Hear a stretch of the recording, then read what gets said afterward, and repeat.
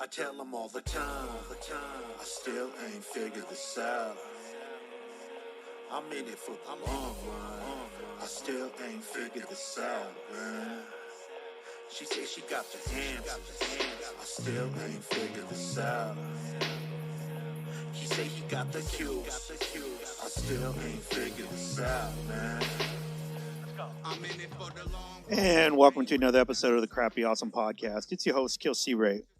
Yo, I don't say this enough. Shout out to Indian K. That's the voice you hear after mine on our intro song. He's on. That's the latest single I have out actually right now. So go play my music. Listen to Indian K. He's awesome. But shout to you guys for tuning in, man. Platformcollection.com is where you will find us. Please go there, support all the artists that we support. They're the reason that we get to do the things that we do, and it's amazing.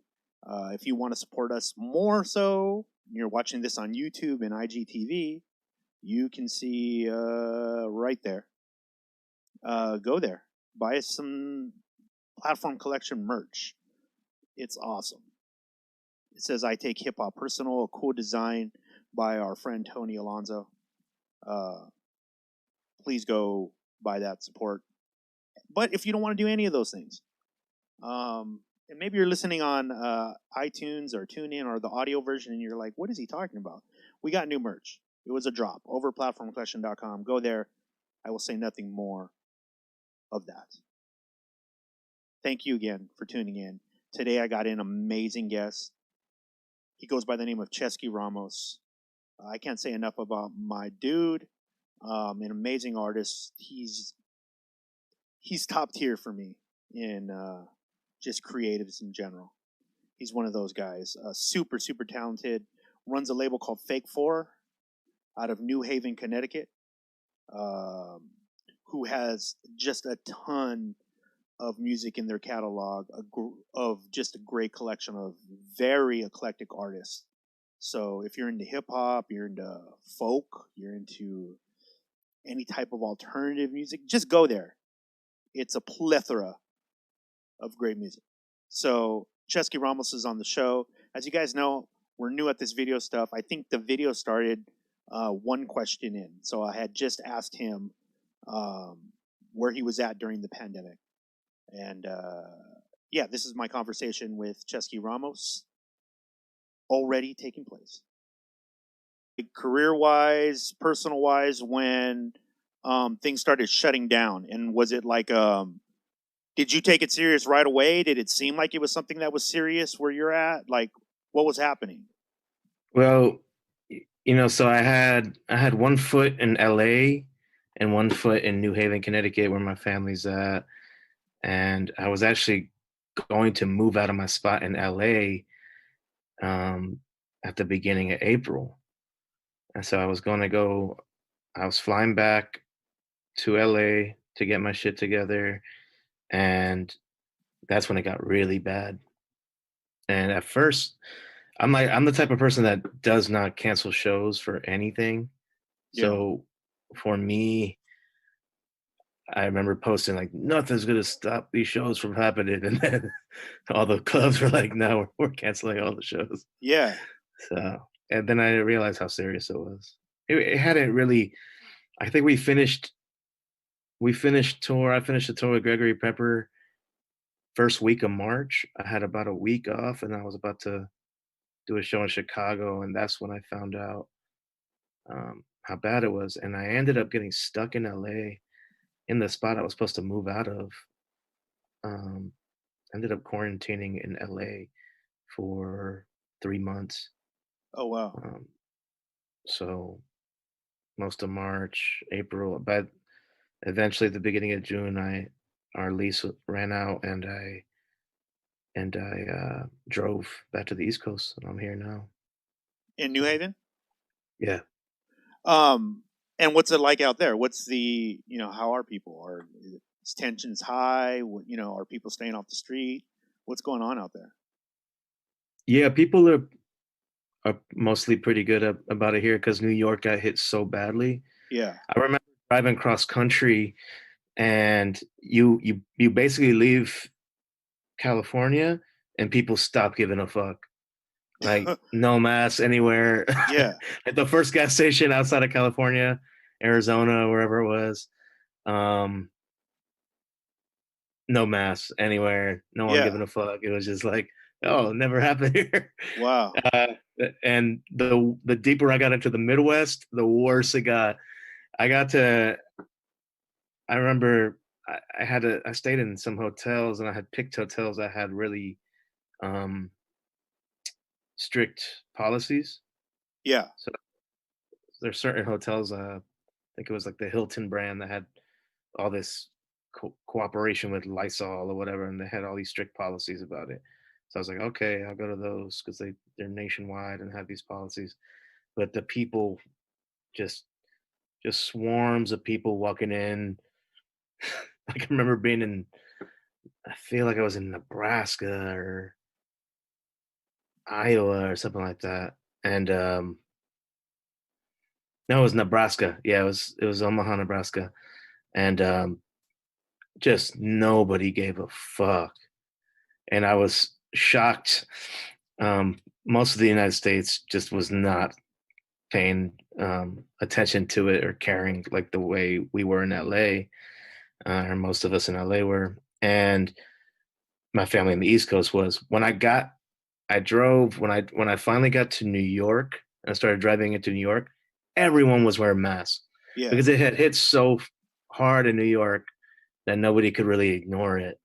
So it's a lot more rare to see people just messing around here, but it's still not great. And I think we're one of the um, I think we're one of the safest states right now, though, as far as our current numbers. And your family's good. Everybody's good. Yeah, yeah, Dope. Dope. Yeah, man. So we haven't talked. I was trying to think of like the last time we talked in person. It's been years. It's been yeah, man. at least a couple years, I think. I don't know if it was the time we were at AWOL's spot. I think we were at AWOL one spot Mm, doing a podcast. That might have been the last time. that Um, that sounds about right. yeah, Or and a that was show of some sort.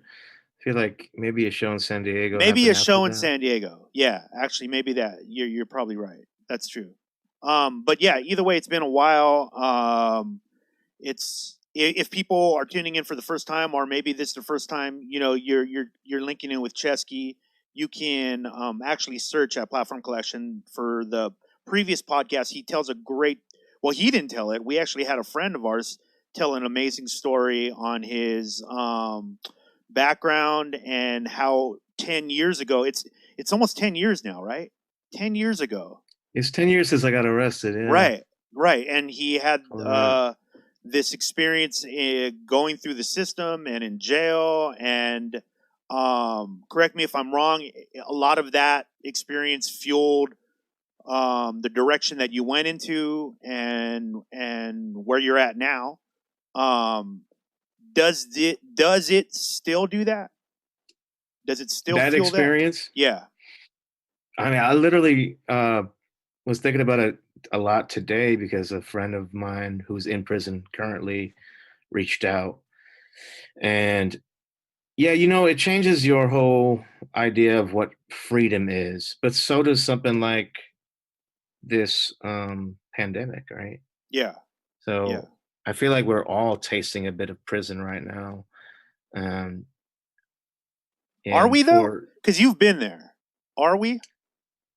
I mean, in a way, I think of freedom as multi-layered. You know what I'm Hmm. saying? Like, I don't think there is complete freedom ever. There's always going to be the laws of nature are always going to rule us. So there's just different levels of freedom. Being in prison, of course, you're at some of the lowest levels of freedom, right? Right. I'd say like slavery's Yeah. below that, or um, prison.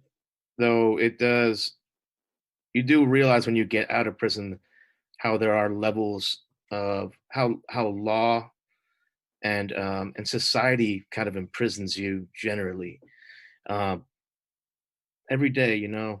why do I have to, I always think about it's 3 a.m. in the morning. It's 3 a.m. I'm driving. Why do I stop at the red light when the red light's there and nobody's around? Yeah, Start thinking about the invisible ways that your freedom is compromised, even in ways that are for the betterment of mankind. So I think, yeah, I think we are in a way experiencing a much softer version of sort of imprisonment.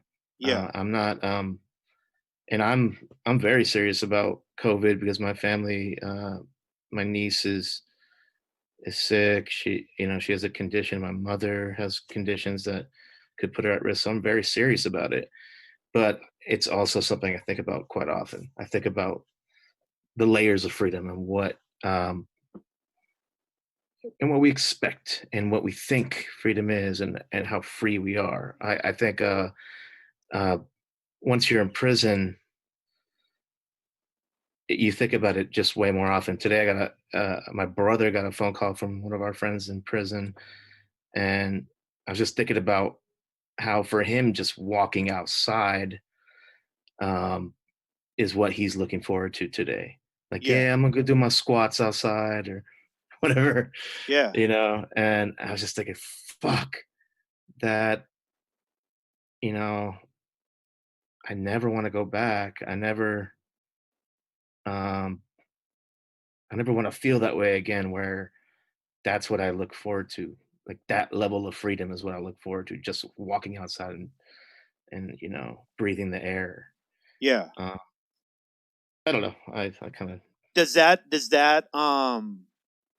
do you feel like being there now plays into like the level of your like work ethic and your output? Like, is it something that sits on your shoulder like a constant reminder of like, yo, this is how bad things here's a level of how bad things could get? Is that yeah. something that fuels it? It did for a while, but then I lost a lot of people over the last year since I saw you. Yeah. Actually, I had 7, 8 lost friends pass away Wow. I'm over that sorry to hear that. period. So um, then death became that reminder. Like Yeah, that's in a way, death is in a way it's the ultimate freedom, and it's also the thing that keeps you in line the most. for Just sure. knowing that you got to get things done before it. So it used to be prison for me. Now death has really propelled and inspired my last work. It's why I've created as much as I did last year because of being so close to death, sitting at a deathbed with your oldest friend since my friend since I was 7 years old, sitting at his deathbed. Um, Leaving that place, I was like, I gotta finish this shit before I die. Like I have things I want to say before I die. So I think that was a big inspiration. It wasn't necessarily prison at this point. Broken Bone Ballads in that era was more For sure. um, about that and not letting go back to that. And now it's just like there are things I want to say before I leave this plane. Do you I mean, dude, you've always had that. I mean, you've talked. I think we've talked about it. You said you learned like at like a really young age that that things weren't always like fair, and that there were things within the system and just in life in general. But you also, I'm sure, it also pointed out for you like these things that are very wrong with what's around us. Is there ever a time that you allow yourself to not worry about any of those things?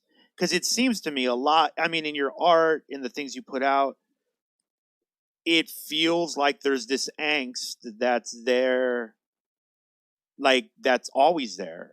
But also is that part of um you still grabbing on like subconsciously to like youth as well, because there does seem like there's this angst of like, man, there's so much shit around me that's bad, and there's a lot of things, and you're really good at pointing them out and breaking them down.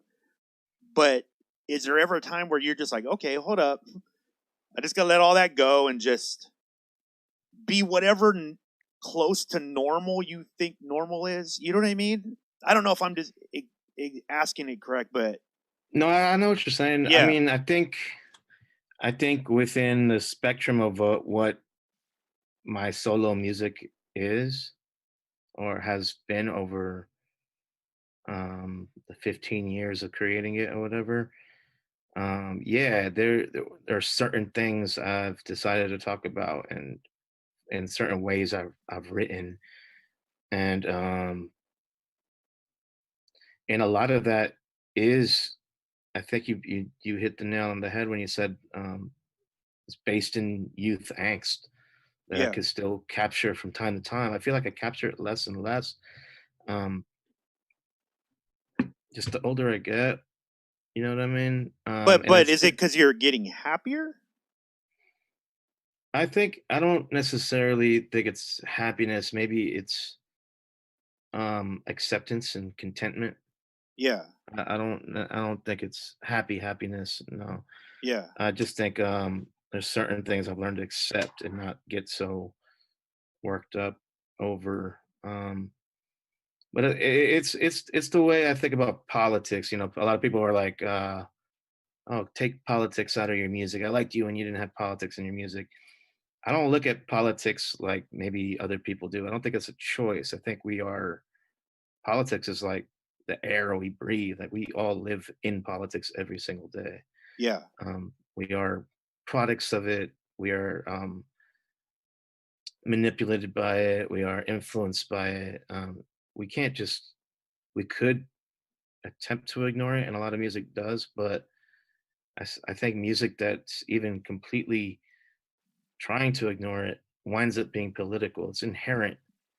yeah. Um, it's just a part of being a L- human being, and so yeah, I am kind of. I've written some songs recently where it's more about they're simpler or something. I don't know. There's something less based on ferocity and anger. It's more. I still have plenty of that, but it's more about just like stepping back and observing life, and I think that's part of the reason I do want to end um, the Chesky name yeah. and move forward. I think because I do want to challenge myself to write in different voices and different styles and stuff. So Do you think? Okay, is this is a weird question, but is is like is happy like genuine, long lasting happiness something that you have factored into your future? no, I've actually given up on that. I Yeah, just realized that happiness is not a reasonable or sustainable goal. yeah, I think happiness is one of those things that happens in the moments when you least expect it, and oftentimes you don't realize you actually experienced happiness until later. I think for me, some of the happiest moments of my life were like blackout moments yeah. where I Right, and right, I'm not right. just talking about No, I know what you're drinking and saying. drugs, Yeah, yeah, but yeah, moments when like I could look back a month, a year, 10 years later, and be like, oh wow, that was actually one of the most inspiring and happiest moments of my life. I think a more sustainable goal for life is being content and attempting to be content with yourself yeah. first. And that's something that I've been struggling with for a long time. And, it's something that I deal with in therapy. And I've been in therapy for some years now. And yeah, that's, Are you carrying? Would it be fair to say you carry guilt? yeah, I feel like I was born guilty just culturally. Yeah, like, I mean, Being fair, yeah. I get it's you. kind of, I Yeah, mean, I'm Puerto Rican and Italian yeah, and Catholic, very Catholic background, right, and guilt was just something that was always tied in with love, and for yeah, me, like my abuela, like yeah, making me feel guilty for not talking to her yeah. or something like that, or for not It praying w- to it was Jesus enough. such a tool, right? It was like Yeah. and they would like the best of them. And I'm talking from experience as well. It's like the best of them could wield like that Mhm. guilt like a sword, you know? Like they Oh could yeah. literally just put a halt to your being for Right. just feeling bad. But I'm saying you're able to process that though, right? You're like you and I are processing it right now. We're going like, yes, that exists. That's in me. It's Right. bullshit. It's, but getting past it though seems to be a whole other challenge, right? That has Completely. fueled tons of art. It's fueled, people's experiences at concerts, and it's become soundtracks to people's lives. But you're dealing with it. Is have you figured out why that other voice won't shut the fuck up? The voice that's like, no, feel bad, don't like yourself, all those things. Have you figured that out yet? Oh no, I have not figured that out. I've learned to deal with it a little more, Yeah, and writing does help. But then I'll go through, you know, spurts of periods of depression right. where my entire thing, I spent pretty much the last year after my music came out and I went on this endless tour. Um, Pretty much the last year questioning every move I made, and questioning myself and just lacking confidence. And I think that's one of I call it the fog of depression. I think Yeah, it's, you get so caught up in self-doubt that it's crippling. And I think that's completely tied into guilt. I even, I mean, there's still songs I haven't put out because I was like, well, maybe it's too angry, or maybe it's, I mean, people don't, people, maybe my fans don't want to see that side of me. hmm, Like really checking myself yeah, on a level where it self-censoring even out of guilt. You know what I mean? Because yeah, it's like it might be some of the most honest, raw shit, but I don't necessarily. I think even every artist is a self-editor. You know, right, sure, some less than others. You'll have a maybe like a Daniel Johnston outsider type artist that maybe edits a lot less than right. somebody like you know, who's like a precise, you know. Um, But let me ask you this though, dude, because here's the thing, right? Like I'm hearing what you're saying, I'm trying to process it. Like you're aware that there's this guilt that's possibly stopping you from, which you've already acknowledged that it's the most raw, honest stuff that you've ever made. But also, you're a multifaceted individual that runs a label that also knows, like, hey, running a label right now, especially now, right? yeah, There is this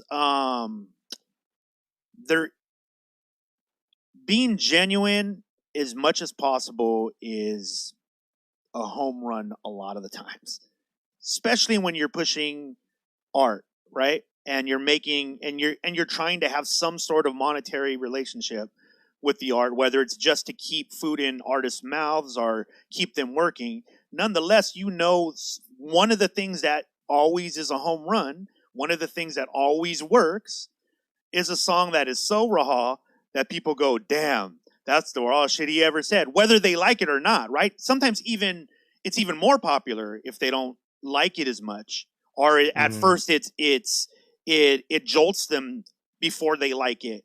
You know that as someone who runs a label, Oh and yeah, you're yeah, still for sure. self censoring yourself, Still doing it, and still and doing it. and with some of my best work too. I mean, I could listen to it and be like, that's my best rap song, but I don't like people seeing that side of me. Uh, Um, I'm thinking of one song in particular right now that's not out, where it talks a lot about more like street life type things and uh-huh. criminal stuff. And That you don't feel you are anymore? Or yeah, no, it's stuff that really happened to me in life, you know what I right. mean? But it's just, do my fans come to my music for that? That's when you Got you. it's the expectations that have been built by Right. building a fan base. When you have, teenage kids who are, maybe suicidal or questioning themselves or their Yeah. sexuality, or older people who love the political slant, or Yeah. um and then you're kind of making a song that's like you're basically being calling out people um for lying and making fantasy rap when you've actually lived it. Right. At that point, I've Is there something weird though about the idea of the artist um deciding that? Because you're kind of deciding for your audience, right? Like they might yeah, not be able to take it, but yeah, I don't know how much of that, because, and dude, by no means am I saying this is the answer. I've been playing with this idea myself, like how much of the responsibility falls onto us to decide for them. And I don't know if we do, because I just know the way I take in art, I don't want anybody to decide for me whether I right. can take it or not. In fact, I I'd get rather them throw it at me and then I decide. And if you get the shit back, then you get it back. And that's what we signed up for. But at some level, you're feeling like that could be detrimental to you, right? Like, because it'll hurt so much, Yeah, like people don't right? want to hear about people. People love romanticizing a fantasy of violence, but then when it comes to their front door, they don't want to feel it. People love romanticizing the fantasy of drugs in Hollywood, but when they actually watch someone overdose, they don't want to know about it. Like they get shocked by it. It's just like there is a level of too real, maybe. And the way I look at it is like I have a background in film studies and documentary work. Yeah. Um, I look at it as being a documentary editor or an essay editor. It's like You're you hiding some pick of the and blood. choose. Sometimes to you present stories regardless. You know what I mean? Yeah. You pick and choose which sides of yourself you want out. And I think, I very well may put this material out in some way, but I think that's part of the reason I've been approaching This I'm a bit separation tired of, thing. Yeah. yeah, separation. Yeah. I'm What a bit what tired of feeling like there are expectations around my art. And there are times when I just completely don't give a fuck, and that's why I've created it. I don't create it with audiences in mind. Sure. It's just more about the editing process and the picking and choosing what exists, when and what comes out, um, when that becomes a thing. What a Um, fucking trip, right? yeah, yeah, I mean, really, like the idea that these things, and because I feel you, bro. Like I understand the idea, and I can't imagine, um, dealing with the fan base that you deal with, and it having changed so much and evolved with you. And I mean, dude, I've been to your shows. I know how much people love what you do and what the experiences you create for them. But I can also tell you as a fan, hearing you say what you said right now, I feel bad because I'm like, oh fuck, are we not letting him say the shit that he wants? You know what I mean? And I think that if that's consoling to you at all, that I'm sure there's a lot of fans who when hearing that would go like, oh shit, no, we're good. Like give yeah. it like I give it to agree. us, you know? It's that comes back to the self doubt and the guilt, though. Right. Like we were talking about before, like that fog of depression that creates that self doubt that when you think nothing is good enough, um and or you're not contributing anything positive or worthwhile. You know Right. what I mean? I And got you. so a lot of that, that's sort of where I'm at right now, is just sort of working on myself and my health and trying to Have you get to a made point. any like big strides? Like you feel like you've made within recent times? Like, are you making any strides during quarantine, or is it making things worse? Is it, are you able to talk? Are you able to talk to your therapist? Are you doing like Zoom stuff? Yeah. Or yeah, Yeah, I'm doing weekly video therapy with my therapist, and that's been helpful. I'm in a very, it's definitely like a limbo year. It's like yeah, a weird year off, and I don't really, yeah, I'm figuring out that I have to want to live more for my even temporary goals to happen. So that's kind of where I'm at, and I think even just deciding to want to live is a big stride. It's a big step. I agree. I agree. I applaud you for that. I think that it's super interesting, man. When we've only been back on like this video format for less than a month. And people have been asking us to do it forever. I just never really saw like the point in it too much. I really like doing audio. I came from radio. I really liked it. But I get it now. Like I get it. I get it. I get how people take in things differently. Some people are visual, and it does add. Now that I've watched some of the stuff back, but we put you on the list really early on because I one of the ideas that I had about bringing this back, especially now, was that we have so many. I mean, dude, we're so blessed having met all of y'all. Like everybody we've ever had on this show. It's been a college to me. It's been counseling to me. It's been therapy. You know what I mean? But we're also keenly aware that one of the best things about sitting down with individuals like yourselves is that, and I've been saying this in the last few episodes, but I mean it so much, is like you to me you're like an astronaut, right? So it's like you're out you're out there. Not everybody can go. We can all look up, we can all look at the stars, but only some people can go, right? And then we have to be able to trust those people to come back and tell us what the fuck's out there, or give us new ideas, or give us ways to process this better, right? And you obviously, by the music you make, by the art I mean, there's no argument about, if we were talking about whether or not like it's good, we probably wouldn't be talking. You know what I mean? Like we're way beyond that part. You obviously are able to tap into the source, whatever that might be, but you occasionally are able to like tap into this inspiration, right? That comes Mhm. through you, goes out to the world. Are you Right. And I think it's important right now that people like yourself share that process again, and reintroduce it, because it means something different now. Like when we talked before, we were talking to like rappers trying to get into the game, and they're listening to the podcast, and now we're literally talking to people that might not feel like they want to get through till tomorrow, and they're like, fuck, man, I don't feel inspired. My life's, my favorite artists aren't making music right now.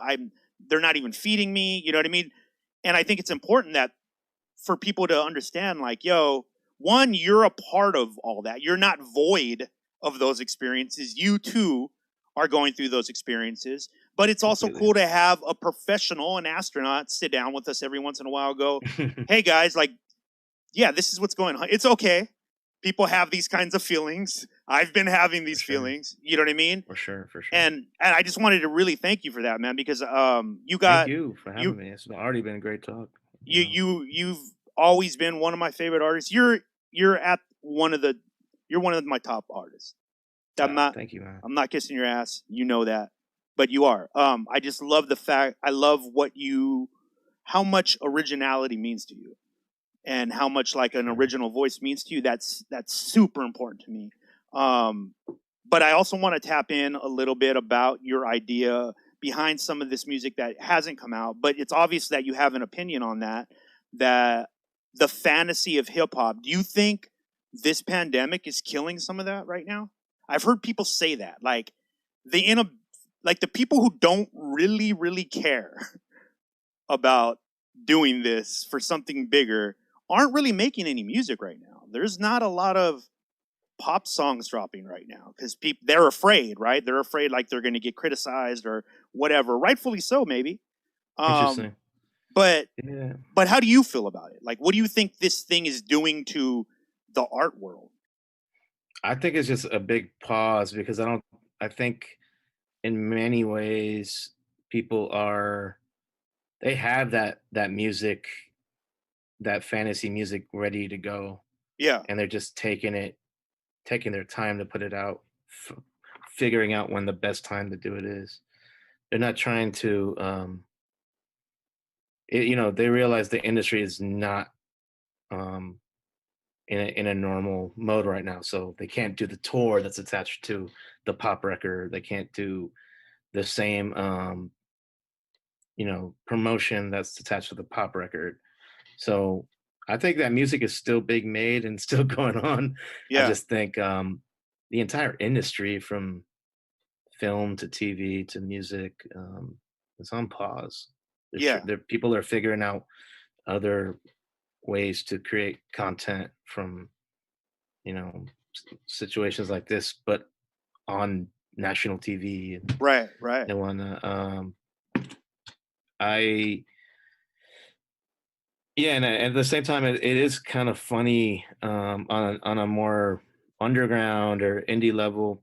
I have seen an influx of music, like with these Bandcamp days and Oh, throughout the right, pandemic, right. seen a massive influx of music. Now there'll be a day when, like, it feels like 1,000 records come out from the indie world, and Yeah, I think every hobbyist in the world is finally putting out their project that they had sitting around, and it's interesting though. I kind of think that's dope. yeah. It Uh, seems like people are way more. In fact, I know they are. They're way more willing to give things they might not have given time now. Like, I heard one of the things I was just reading this study. I think it was in I forget, some magazine I was just reading, but they were saying that the amount of like live stories people go through now on Instagram is like mm, through the roof. Like before, people would hit their maybe one or two because they'll notice one of their friends or something. Now they're literally going down that whole. They're just tapping because they've watched every TV show. No movies are coming out. They've listened to all their music. You know what I mean? Like yeah. so everybody's trying a piece of something, and that's. I mean, I see the negative and positive. One thing I never see negative about this, right? And this is something that you know, I think it's always a knee jerk reaction a lot of the times by the older generation, but like people will be like, "Oh, it's just gonna be a bunch of crap put out there," and yeah. There's always some force putting out a bunch of crap. That's always happening. Whether we're aware of it or not is another thing. Whether it's a part of the conversation, but as someone who we run platform collection, we get an influx of music all the time. It's some good, some bad, but that never stopped. That is not slowed down at all. That's never stopped. Hmm. So I'm always aware that there's not always like the music you might like right now. Right. You know what I mean? But there's music. But at the same time, one of the things that I've seen when things get flooded, I've always said this, like it's that whole. I go back to it all the time.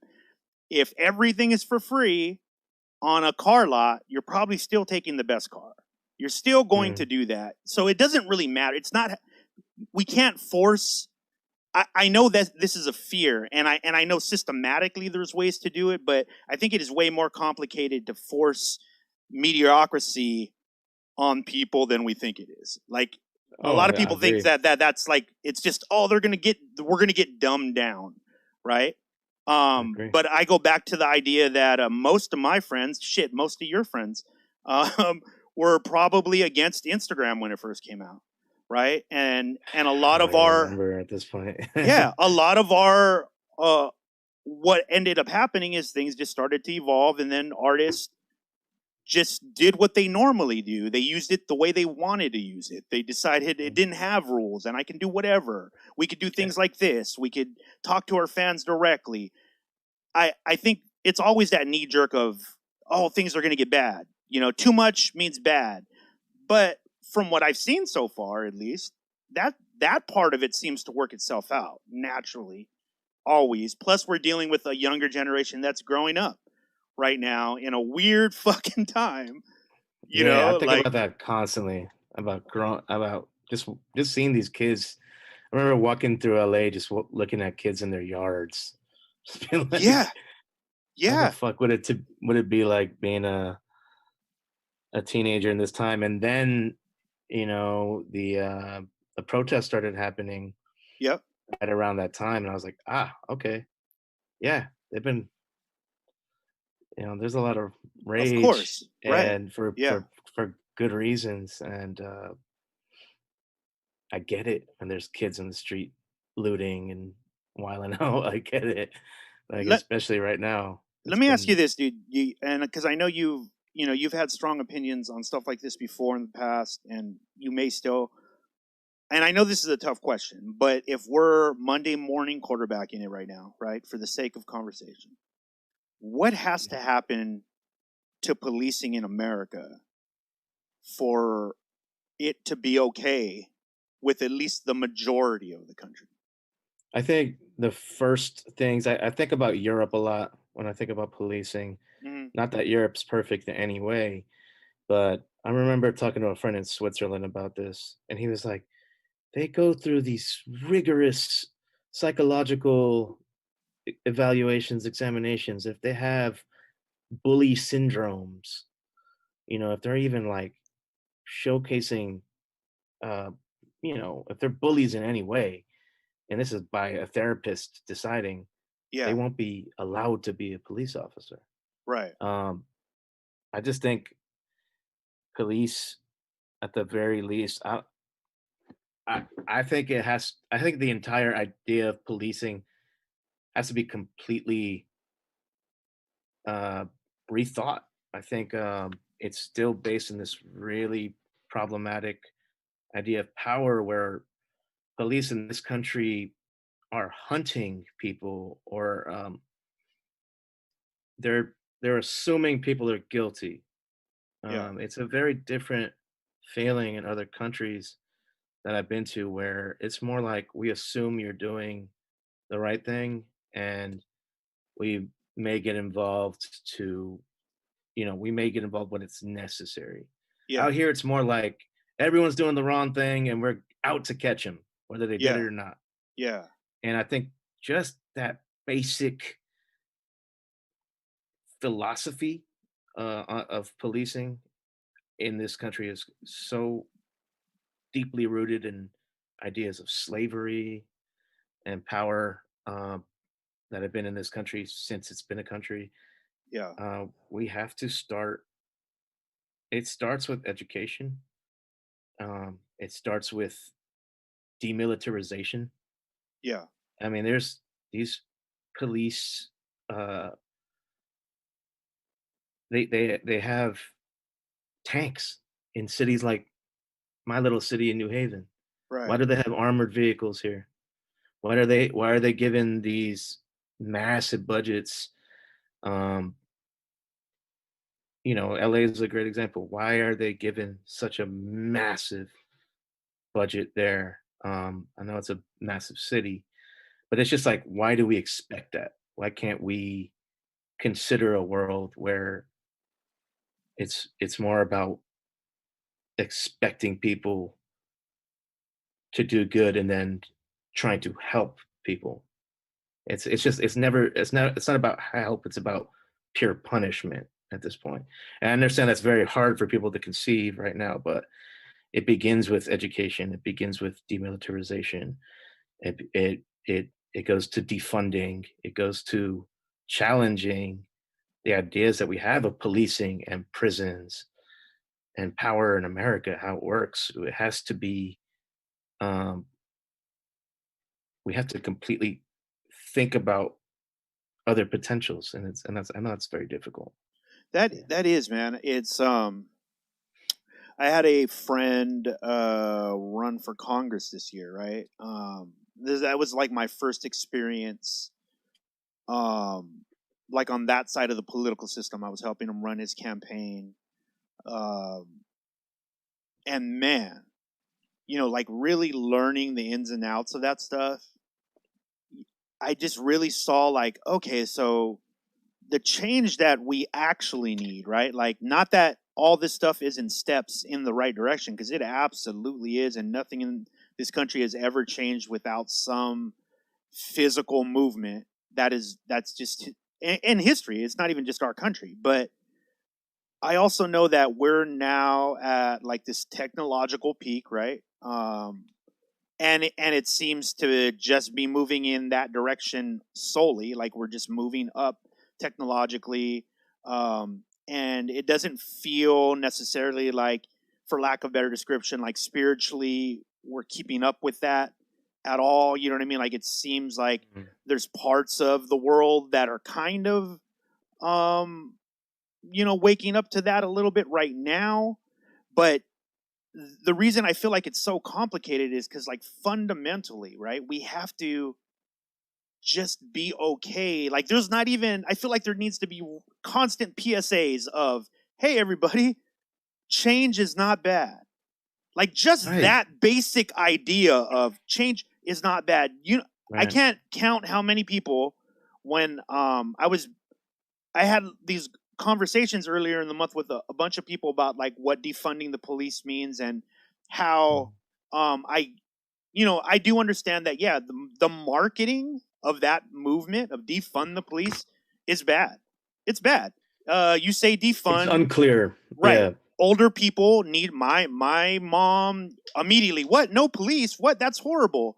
And then that just runs Right. wild with all the older people, right?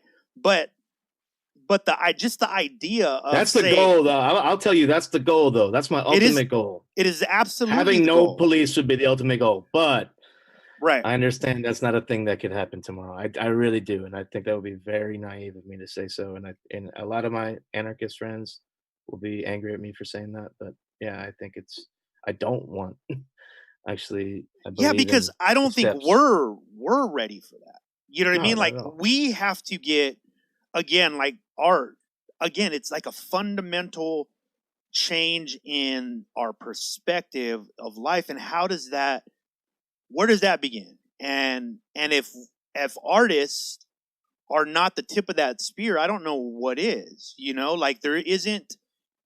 We need people to articulate. That's really what it is. We need Yeah. people to be able to articulate to every type of person so that they can understand one clear message. And that's the problem that we have in the country right now, is that we're constantly talking to our little Facebook group only, Right. The right? bubbles. Yeah, and we Yeah. can't break out of that. And that, I don't know what that step is. That shit does scare me, because it's such an overwhelming step to me to think like, because, bro, I have friends that I've had my entire life that don't think like that. That Oh, it of would course. it would Yeah. be it would be jolting for them to think like, what, police wear green now instead of blue? Oh my god! Right. You Right. know, I don't know where that starts. What do you think?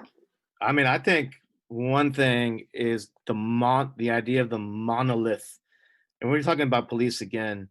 It's a monolithic kind of idea in this country. Police will be doing like 10 jobs, right? Like, Right, why are they all police? right, Um, that's one thing in my opinion. I'm all about actually. I think smaller groups are more successful. yeah. When we have big, massive goals, oftentimes, um, if you could do it within a small group, those things that are considered utopian or whatever can actually exist and have existed. Um, Do you and think? Do you think maybe they only exist in small groups? I at this period in time, yes, in this period in history, Yeah. and I do believe that breaking things into small groups, including the police, would be a good idea. I Mm. think breaking the United States, Right, breaking up right. the federal. I'm actually I'd be interested in conceptualizing what the United States is. Yeah. You know, whether that's breaking it into 10 countries with 10 presidents and being it more like a union.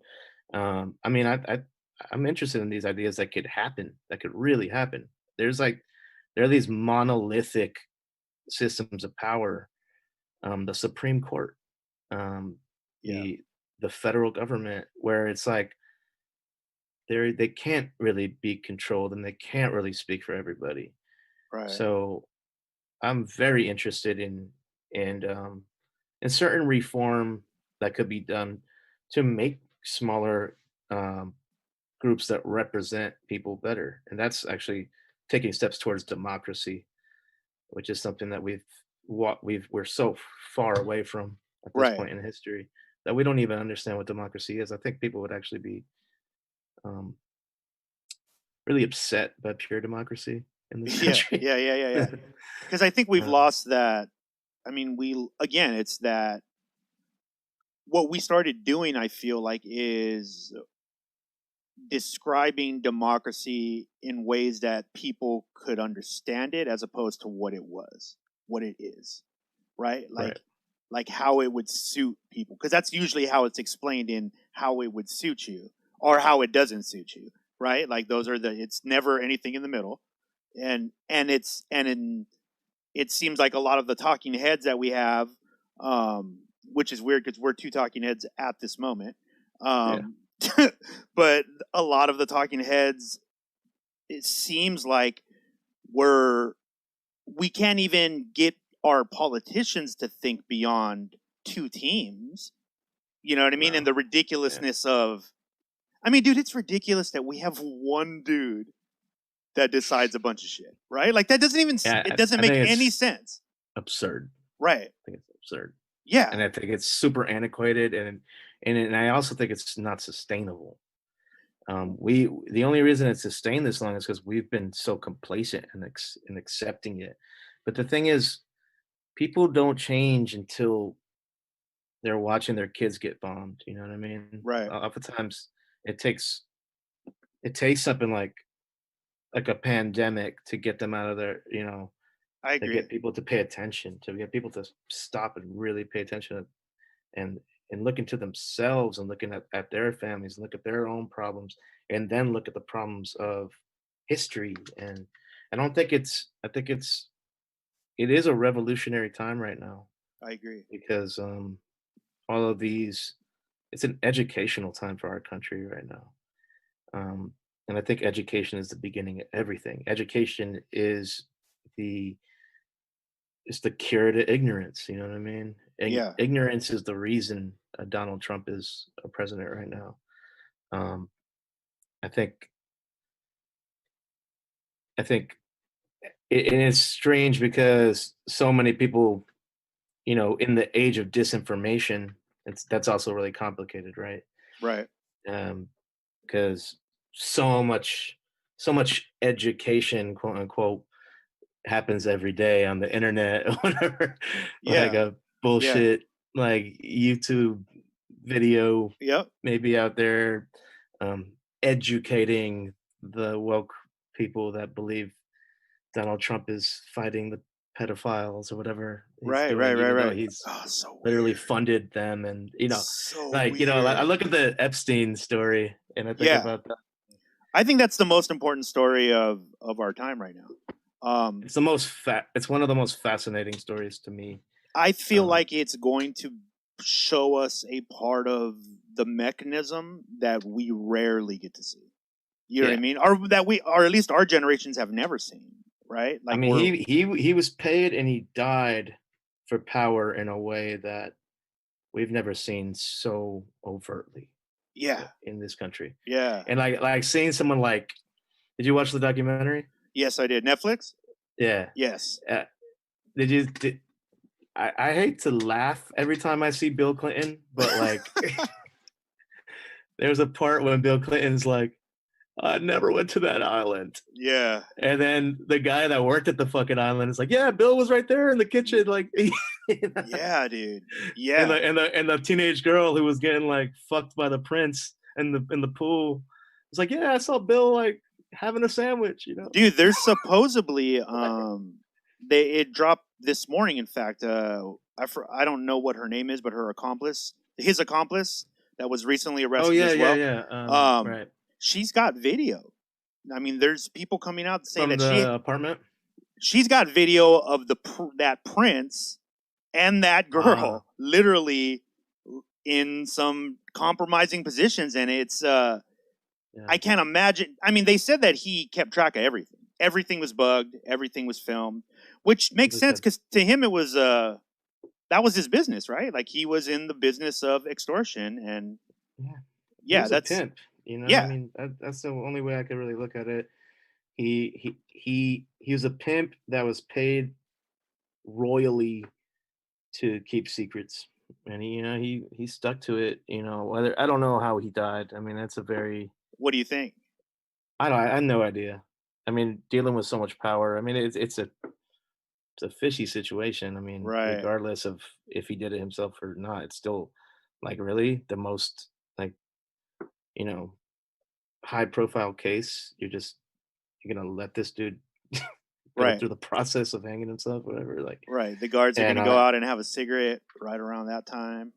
It's regardless of what you think. I'm not I'm not one to like make it some outlandish story out of it, but it's a fucking right. Yeah, I definitely situation. I'd definitely be just interested in seeing like how they have her right now.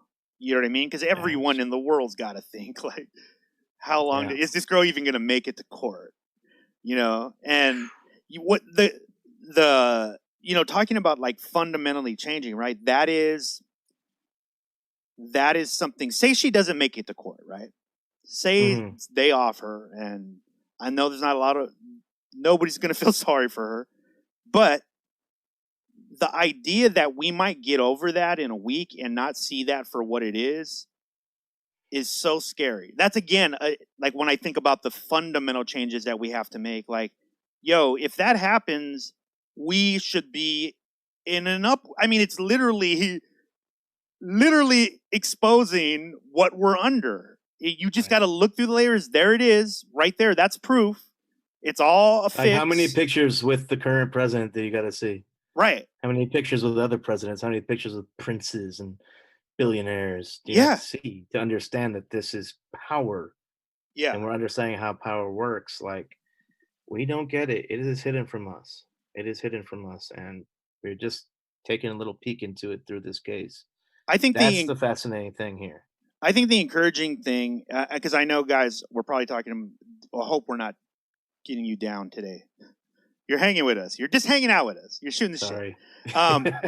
But I think one of the things that's encouraging to me, I mean, because of what we do, we get to work a lot with like the younger generations coming up, and we get to see what they're doing and what they're involved in. And I can easily be dropped into the old head fucking idea, or at least a generation, but I'm so encouraged by the youth, man. I feel like me too. I feel like what they're doing is amazing. It's super important that they can pull from a big knowledge source. That's why I feel like it's important that, people we know and people that, are out there and have some seasoning on them can share those things. Because I think right now, I mean, they're getting inundated as well. They're trying to figure out what comes next, how to handle this. And if we don't protect that youth, I mean, we're just going to repeat, like we come from, they say, I was reading this, the generation, like our parents' generation is considered, one of like the most, they call it the most selfish generation for some reason, but it's because, what they focus, it's not ours. Right. But what it is, I mean, we definitely pick up like the residuals from that for sure. It shaped the way we think, but it was based on the fact that they were playing the safety game, right? Like it was about being safe no matter what. Yeah. So it wasn't about encouraging like you to go, hey, chase your dreams. No, you could get killed doing that. You could fuck the family up. There's a bunch of shit that could happen. So they were like, no, don't think about how you feel. That's a bad idea. Just do the thing, right? And then our generation came and we had to deal with that. And we became like this generation that went back to therapy in mass because we're dealing with that idea of like, wait, I shouldn't do the things that I love, right? Like, because it's there forever. But this new generation, I feel like they are one. It's part of their culture to at least seek information and try to be informed, Yes. right? I was about not to cut you off, but I was going to say they have a great young people can really sniff out authenticity Ooh, yes. in a different way, and I think that's why I'm not as worried about disinformation campaigns with the youth. Yeah. I mean, oftentimes my mother will be like, "Look what my high school friend posted this bullshit article." Yeah. About completely fabricated article. I was like, yeah, it's because she's old. She doesn't understand that is from a unreliable source, and right. there's no evidence here. It was the bottom of the website ad that you're not supposed to touch. Like there's a article praising Trump on geocities.com. and it's like, I think young people are born with a discerning eye. Yeah. And like whatever you want to call them, indigo children or whatever, kids that were born into technology, right? They understand they understand authenticity. They understand playing with that too, and memes and I mean, I think that's something to keep. Not to cut you off, but I wanted to say no, I'm right on there with you, dude. Like it has been. I was just sharing that it has been like it's been interesting, and it's been when I do feel like I'm starting to take in too much of the negative. Like I just watch what they're doing, and I'm like, yo, that's fucking dope, man. Like I don't know if I would have been ready at that age to take on like these humongous. I mean, they're whatever way this goes. The undeniable fact is they are a part of like this corner turn that it seems like the world is making right now, right? Whether we're making it slow or fast, it's happening for sure because there's conversations that can't be taken back now, right? Standards are changing and shifting, and that's what I did want to talk about that when it came to our scenes too. Like we could talk a lot about, like for instance, in Fake Four and the label I run, Fake Four. We've been talking a lot about misogyny, machismo, the patriarchy, and hip hop, and how that's been. We were bred speaking the language of machismo and homophobia. Yep. And it's up to us to change, to talk and change the standards of what is acceptable in our small communities. Yeah. The more we do that within our communities, the more the standards shift, the popular standards shift. You know what I mean? Right. I feel like that's and this is like another encouraging thing. There's a good friend of mine. I'm sure you've heard of him. You know him actually. Rick Scales. He's out here in San Diego. And arguably now is probably one of the most popular artists down here. Constantly booked. He's like a go-to guy here. And one of the lessons I definitely learned was watching him address Facebook, and he put out a message. And now, mind you, this is. I mean, Rick is a rapper's rapper. He bars out. He's that guy. He wins every battle down here. All that stuff. But to watch him say, like, he wrote something on his Facebook about like, "Yo, we need to." It was just addressing like the misogyny, like how, yo, we need to stop making it normal that guys freak out when they hear a no from a girl. Like that's not a weird thing for you to be freaking out. It's fucking weird. And and it's been a big issue. Consent and sexual assault has been a big issue in indie hip hop recently. Over the last 2 weeks, a bunch of reports have come out about people even I'm associated with and I've worked with, but mostly the Rhymesayers camp. Yeah. And that's been something we have to talk about. We have to discuss what is okay within our communities and the truth is I want to make my community that I have a part, that I have some say in, Um, I want it to be inclusive, and I want it to be as accepting as possible. I want people to feel as comfortable as possible in spaces that I create. You know what I'm saying? Right. That's always been a thing for me. That's why we've had such a diverse roster, and not just culturally, not just gender wise, not just when it comes to sexuality, but when it comes to art. Had Right. just we've just always been about um showcasing a diversity of art, because I think that's the beauty of humanity. It's just art, and the beauty of our country even is our diversity of culture and the types of people. And if you're alienating certain people from your spaces, like, I think that's wrong. And I just want to be really, really vocal about that as well. What are you hearing? And because this could help other leaders in their communities, like, what are you hearing, and how are you dealing with, like, what is the opposition to that, even within your own community? What are, even when they're low, and you know what I mean. A lot of time it's just low key opposition. They're not Yeah. shouting it out, but it's there, right? Yeah, There's it's quiet, but I think a lot of guys, even well-meaning guys, don't realize the subtle ways that, that machismo has been built into us. yeah, You know what I mean? It's just the way, you know, there are certain guys that, especially in hip hop, where they don't even give women rappers a chance. They won't right, even right, listen to a woman rapping because they feel like it's not the hip hop that they want. And I just feel like we have to make that less and less cool. Like, that mentality will always be there. It's just like racism will always be there, but it has to right. be, to me, racism has to be looked at like a disease that, like, we don't, like, oh, that's the weird white power racist guy over there. We have to look at that person Like a as if pariah. as if he has leprosy or something. Right, And right, no offense to lepers, right. you Of know. course, You know of course.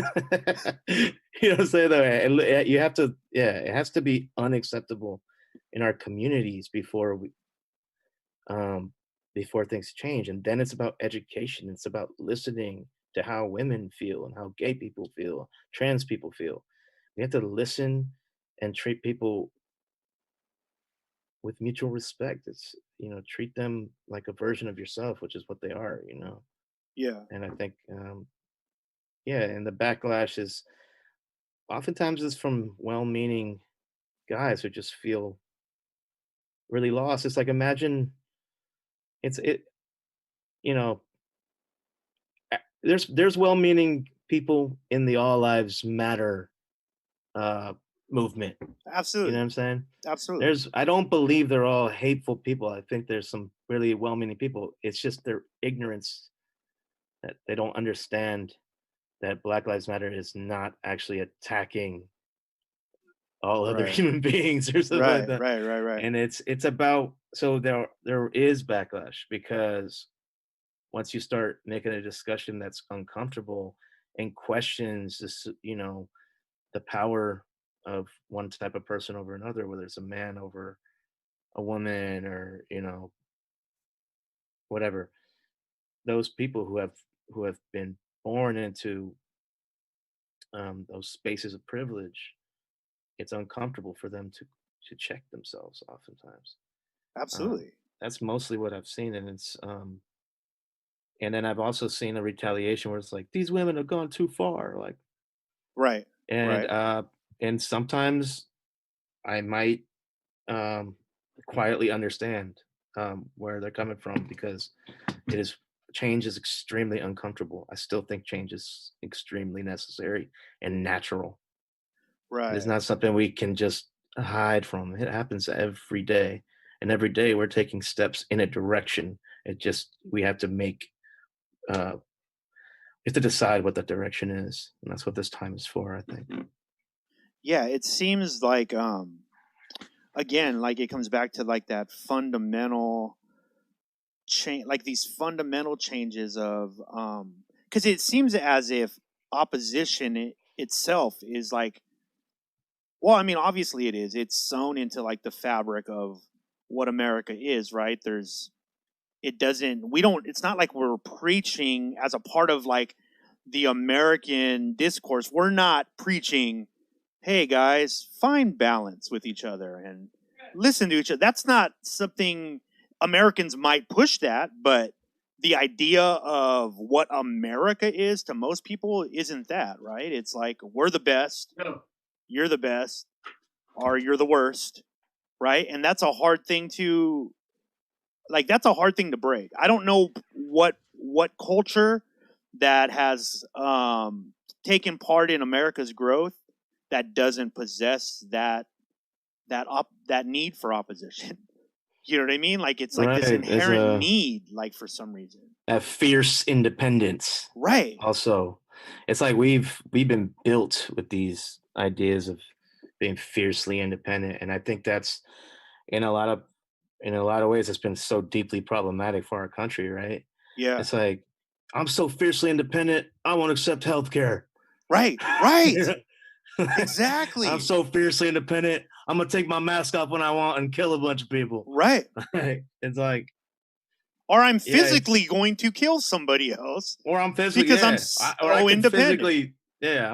I could buy this gun and kill. Yeah. Yeah, exactly.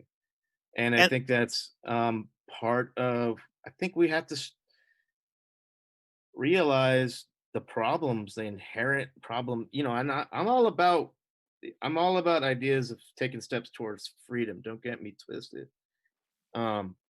But then we have to realize that we do not actually have that. Right. People who and we never have. believe we never have, and we never Right. will actually fully. Right. For reasons I stated earlier, but people who believe in their freedom that deeply, this current version of freedom, it's usually coming from a position of wild privilege.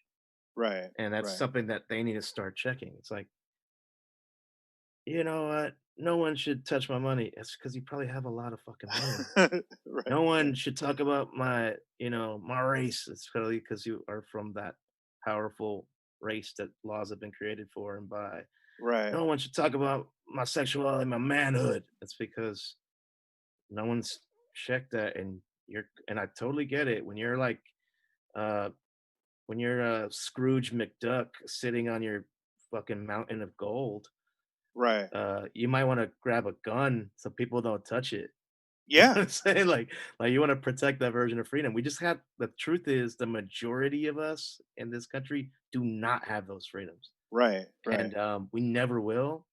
And this country is created by the folks that created the laws for themselves, white slave owning men. Right. And or completely broke the laws. Right? Like they created these laws and then they just broke them. I mean, how many of the the wealthiest families in America came from prohibition? Right? We have huge amounts of this country that were built off of prohibition because your grandpa could still sell it when no one else could sell it, and they did whatever they had to do to sell that shit, and sometimes that was with a gun in hand. But we don't. It's almost like we don't acknowledge that at all. The first American in my family, he was dirt poor. He was a bicycle salesman. I mean, he's not he wasn't born here, but the first person to come to this country and out of both of my sides was my great grandfather on my mother's side, and he was a bicycle salesman who got most likely roped up with the mafia, and he started selling booze. Yeah. And that's how he got out of poverty. You know what I mean? I know that firsthand. That's like the part of the reason I'm even here right now talking. Yeah. So, but yeah, they're the people who actually, yeah, I mean, the people, and I mean, he had that protection from being, from the immigrant community he was a part of. And right. And having that protection. But it's almost like, again, it's like, I mean, well, we know this for sure, right? Like the country, for lack of better description, I mean, one of the biggest things that it does to us and the mechanism that runs it is it does assume that we have we're not objective individuals, right? We're children. And a lot of times we have to be controlled, and because if not, they're not going to be able to take it. And again, that's something that I am encouraged about the youth coming up, because I don't think they have that stigma about themselves. In fact, they're almost like, nah, we're smarter than you guys. Like, we're going to, and if not, we're going to be, like, we're about to be. Whereas, like, I think our generations really did have that stigma kind of built into us. And I don't, yeah, man, fucking A, bro. What a time. That's interesting to think about generationally, for sure. Yeah. I think about that a lot in post-communist countries that I visit. In Eastern Europe, for instance. Yeah. There's a sort of extra humbleness to these people who have been under a real violent dictatorship. Yeah. And What do you have mean come by out of it. humbleness? Like, what do you mean? There was just, you know, like that idea of like fierce independence that we kind of were Right. raised believing Americans had. They don't have that at all. Huh. It's like, it just as a people, like, and you could see how they work within communities, and you can see how they like this like idea of the individual being greater is not really something they were born into. So it's just something that they've slowly adapted to. So I've seen entire, from what I could tell, entire cultures be humbled by political movements Oh or yeah. philosophies, ideologies. So that's something that I think about a lot. It's just like, how do we change the ideologies that are ingrained into America?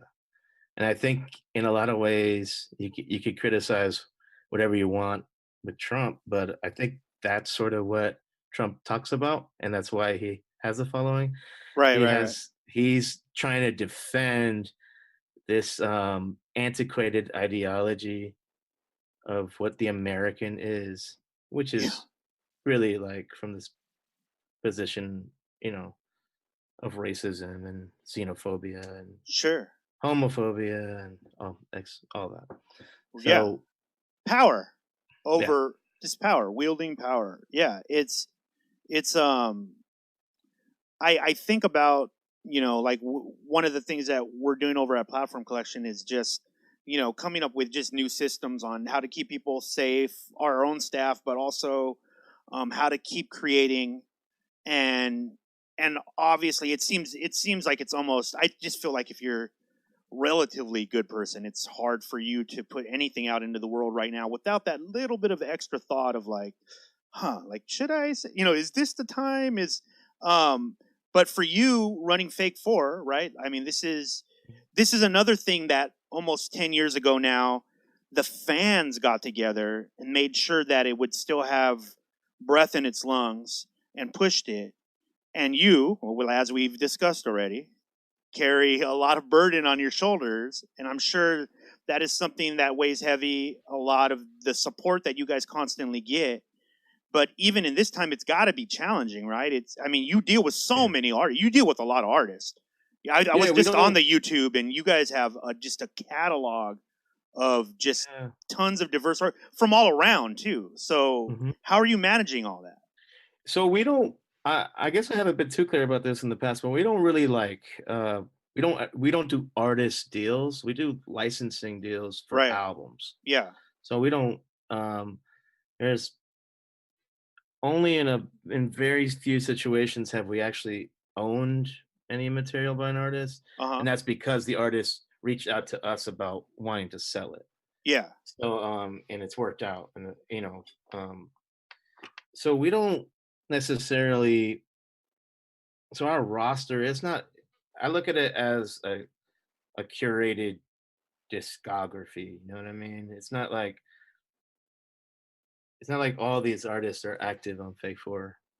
It's clearly curated though, right? Yeah, it's very much because so. it does I don't mean to downplay any of it, but it does have a feel that seems consistent through it, whether it's message or are Hmm. the amount of thought that goes into projects. I mean, you guys are great with like the tangible materials you guys put out to audiences. There's a lot of thought into that. You're creating Yeah. zines, you're creating art pieces, you're doing all these things.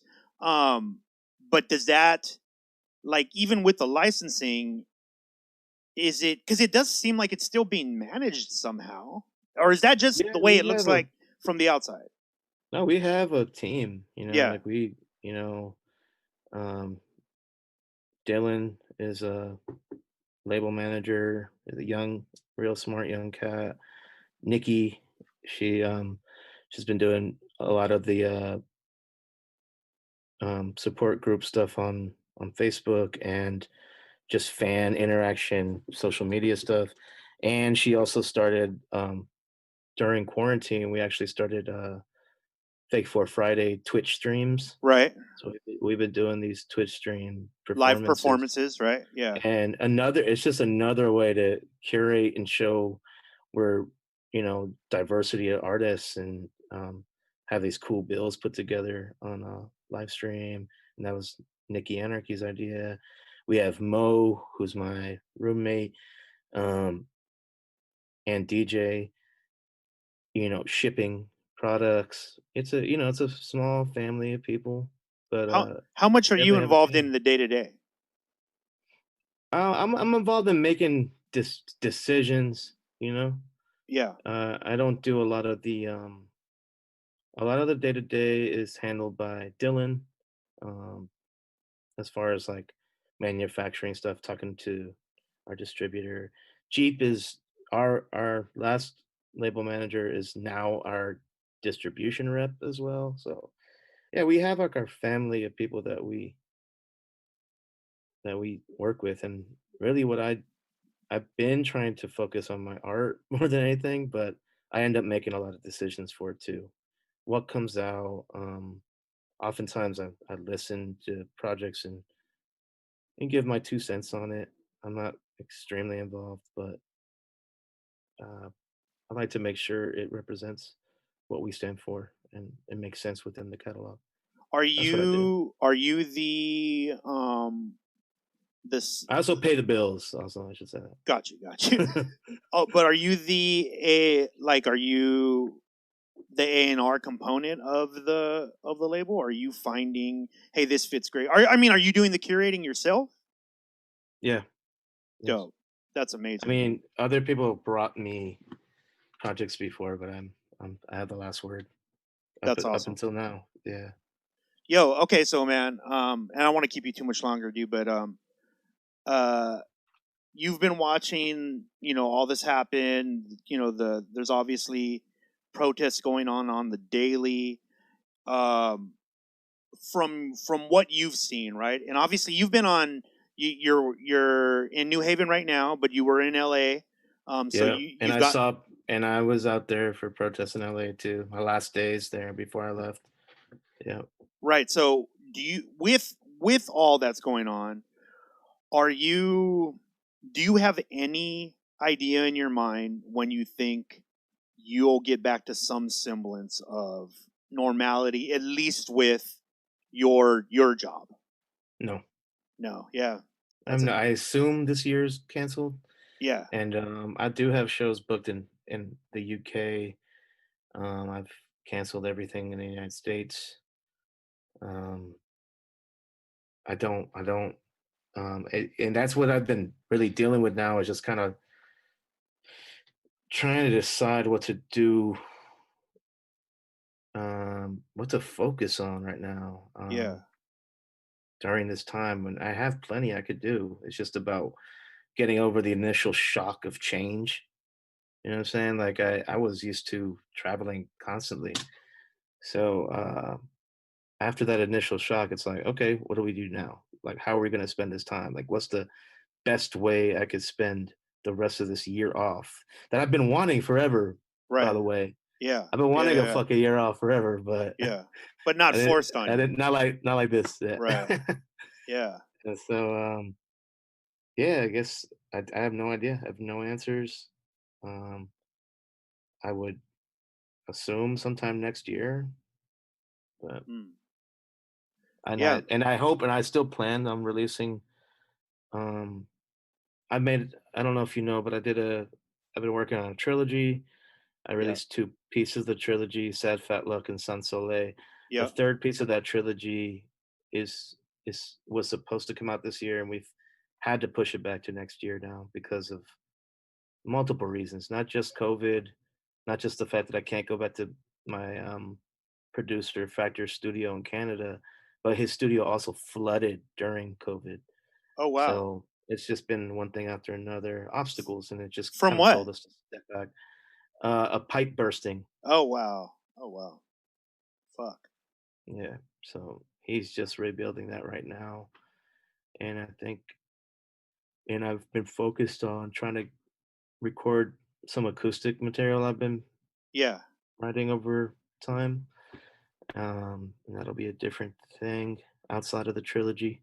Dude, do you I've never asked you this, and I know you obviously play a lot of music. Do you ever just do like traditional production on like say a laptop or something like that, or where you want to just make your own shit? Like, I mean, you know what I mean? Like, how much? Because I Yeah. know you love the collaboration part with Hmm. certain people. Is there things that you want to do just by yourself? No, like, not include anybody in it. Yeah, I've done over the over my career. I have produced a lot of my own stuff. But I mean, like moving Um, forward, is that still something that you want to do? Is that I don't know. I'm not sure. I do want to do more band stuff moving forward. got you? I really like being in a band, being a member of a band, and not being just like um front person. You know what I mean? I really Yeah. like the communal aspect of the band. I miss that a lot. How long does at least the brand that you've built around your actual name? How long are we still going to be able to play with that? For how long are you keeping that alive? Uh, I'm gonna, the discography will end with the trilogy, Yeah. and whatever, like the official discography will end with the trilogy, and that's all I can say for now. Okay. And you And do you already know what's coming next, or is that? Can you talk about that at all? Not now exactly what it is, but do you know what's coming next? Do you yourself know? not really, Okay. not Cool. really. I do have so this acoustic project I'm working on. I went to a studio and recorded 7 acoustic songs like 2 days ago. Okay. So I very well may do that as a separate split vinyl with a friend of mine who's a punk rock singer, Yeah. and I'm not sure yet about that. I don't really have right now. I'm in a major editing kind of phase of picking and choosing what I'm going to keep, and eventually I have a plan about where the rest of it will go. Got you. And that's Got you. an even more complicated plan that I can't explain right now. Okay. Well, I hope that when I hope when it comes out, you will come back and explain No it, dude. doubt. Um, Yeah, I'll be excited. I mean, I have a vision for it, but it's still dope. figuring out how it's gonna Uh, work. that's exciting, man. Man, thank you so much, dude. I'm happy to hear you're doing good. Thank you, Chris. Um, and I've told everybody so far that's come on the show. I'm looking to put another 300 episodes on the board. So please, you're welcome Hell back yeah. This is dope. I anytime you love the want. format. This is Yeah, really I'm dope. getting used to it. I'm getting used to it. So I'm definitely having fun with it. Um, and it's definitely expanded like some of the stuff we could do. But please come back, take part again. Anytime you have anything you wanna throw out there to the people, whether it's just a message or just you want to shoot the shit, man, come through. Dope. Thank you very much. All Thanks right, for having brother. me. We'll talk to you soon. Peace. Peace. Yep. Peace. Yo, that's my friend Ceschi Ramos, man. What can I say about my dude? Yeah, he's just one of the best people I know. That's just the way it is. So, guys, follow everything that he does. Ceschi Ramos, or at Chesky, just follow that. You'll find a bunch of his shit, and you don't have too much longer either. It's going away. I don't know how I feel about that yet, but it's going away. Kind of sad. But sit with his music, play with it. It's amazing. one of the best live performers I've ever seen, which is another bummer. Why do I keep bringing up bummer stuff at the end of the platformcollection.com? Go there, support us, and we'll see you guys next time, man. All right, bro. Thank you, bro. Really, thank you. Thank you so much, dude. That was awesome. That was a great talk. Yeah, man. Again, dude, honestly, anytime, dude.